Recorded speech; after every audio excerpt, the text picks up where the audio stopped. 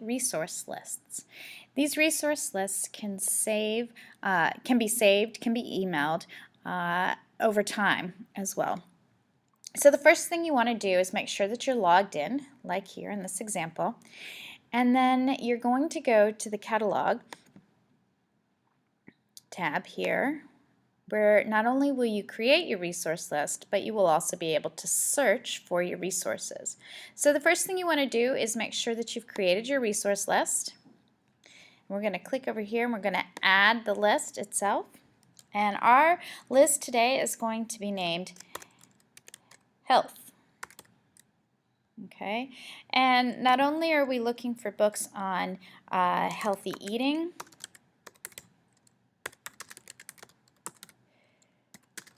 nutrition,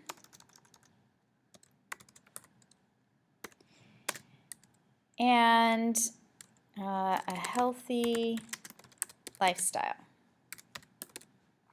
And then we're going to save the list here.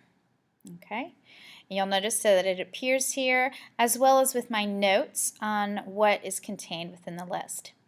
These are all within my lists, as you can see over here. As a person other than the librarian, it is not possible for you to create a public list. However, you can ask us to create a public list so that your students would be able to see it all the time, and you can see the lists of public lists that we currently have within the system here. Okay, so we're ready to create our list and to add to it. So we're going to go back to where it says Library Search up here at the top.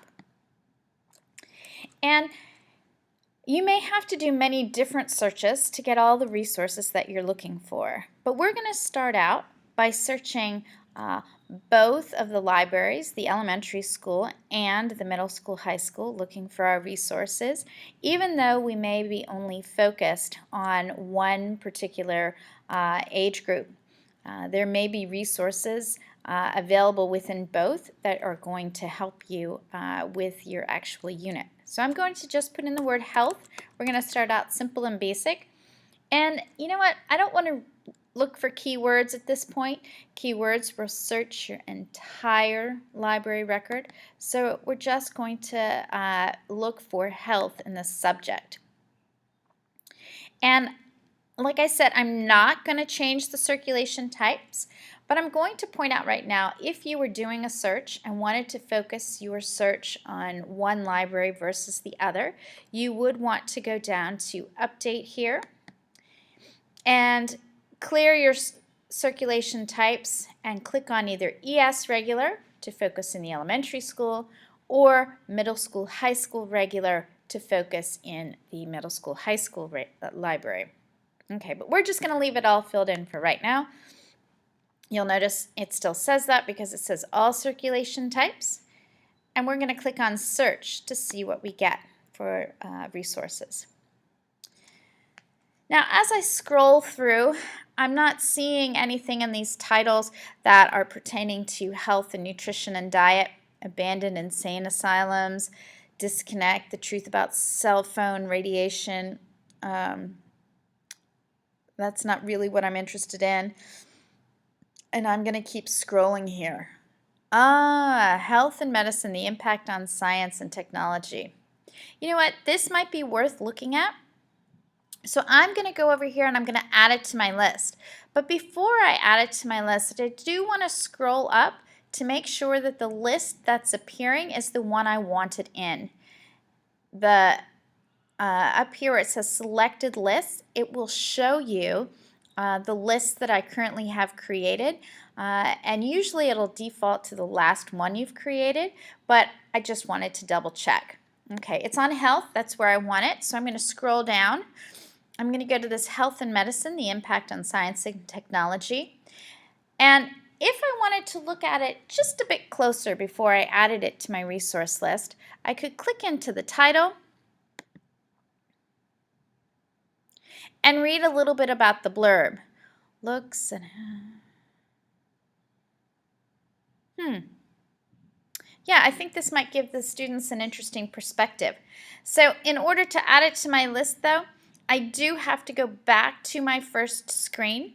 So if you'll notice up here, it says search results, and that's where I need to go back to add it to my list. So I'm going to click on the breadcrumb here, search results. I'm going to scroll down, and I'm going to add to this list. I'm going to scroll down, making smart choices about food, nutrition, and lifestyles. Oh, I think this is going to be a really good book for the unit. So I'm going to add that. Our bodies and a new edition for a new era. I'm going to add that. Now, another thing that you can do, you'll notice that I've gotten to the end of the page right here. I only have 1 to 25 titles on a page, so I can go to the top or to the bottom as well, and I can show all of my resources at once. And it takes a bit of time sometimes. We have 130 resources, so to be able for that to come up. And if you have like 500 resources, it's really too many to be searching. So at that point, you'll want to make your search set smaller, or perhaps go page by page, or randomly pick your pages within it. Okay, now I'm still scrolling because I'm not finding anything specifically that I think is going to be helpful to me. But as I keep scrolling, and I'm going kind of fast here, so I apologize if it's too fast. Oh, now, one thing, I've got some DVDs here, and I can actually add these to my list as well. And this hygiene for girls and guys, I'm going to add that because that's an important part of my discussion on health. And it takes just a minute, and I'm going to add the second one, the one for guys too. Now I will look at these videos before I make them available to the students. But 10 ways to live a healthy life. Now I do think this is going to be interesting and helpful. You'll notice because it has a J in front of the call number here, that means junior fiction, or junior nonfiction actually, and it's located in the elementary library. Now, even though the reading level is 3rd grade, this can still be quite helpful to those of you who are working in middle school and high school. Sometimes it can be a quicker read, or something to allow the students to say, oh yeah, that would be helpful to my topic, and I can go and do more in-depth research at my reading level on that particular topic itself. But I want to add that to my list. And my system's just a bit slow here. Oh, healthy habits and healthy you. That could be helpful to me. And originally I had said that my unit was on nutrition, so I'm still looking for some really good nutrition books here. Okay. Oh, the My Plate. Now, I do notice that this says the reading level is lower, but it could be within the book. There might be resources and links to internet sites that might be helpful to me in the back. So I actually want to see that because there wasn't one in the middle school, high school library. So I think the My Plate could still be relevant to the middle schoolers. Happy and healthy. Okay. And I'm not seeing anything else. So what I'm going to do now is I'm going to scroll to the top, because there are also lists of websites that have been searched by your topic at the top as well. So I'm going to click into websites, and within the Destiny Quest, or within the online catalog, there's a function called WebPath Express. And we're going to do a more in-depth section on that in a few minutes. But I want to point out how you can add the links within this to your list. Now, I'm scrolling through. I'm seeing a lot of healthcare in there. So I'm going to have to probably do a search that involves health and nutrition to get more specific information. But let's just look quickly here to see if we can see something that's come up on diet. Exercise and mental health, grades 9 to 12. I do think that's going to be helpful to me. I can see in the blurb, exercise can often be just as effective as medication for treating many physical and mental ailments. Well, this is quite interesting. So I'm going to add this link to my list. All you have to do is click it, and I'll show you where it comes up in your actual list in just a moment. Okay.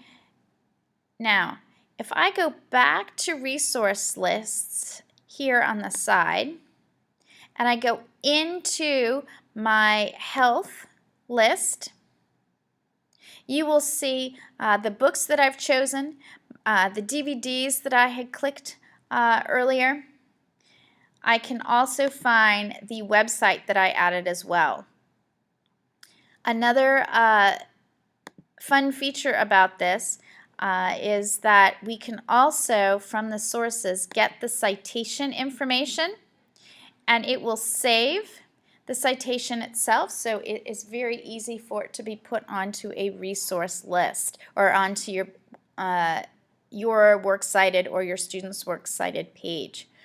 If I go back to my list here at the top through the breadcrumbs, and I click on I want to email this list, so I'm going to click in here, and I'm going to click Go. The default in the display name of the recipient defaults to the person that's creating the list, but you can change this to whoever you would like it to go to. So I want to send it to the librarian, so I'm going to send it to Johanna Schooley at concordiashanghai.org. The subject is health. Please pull these resources for me. Do understand that if you're asking the librarians to pull resources for you, that you do want to understand that it'll take at least 72 hours for those resources for you to be ready. And if they are topic books that are used by an entire grade level, we will only be allowed to give them to you for a very, very limited time, or what may be more helpful is having a cart arranged and pulled so the entire grade level has access to those books for those units.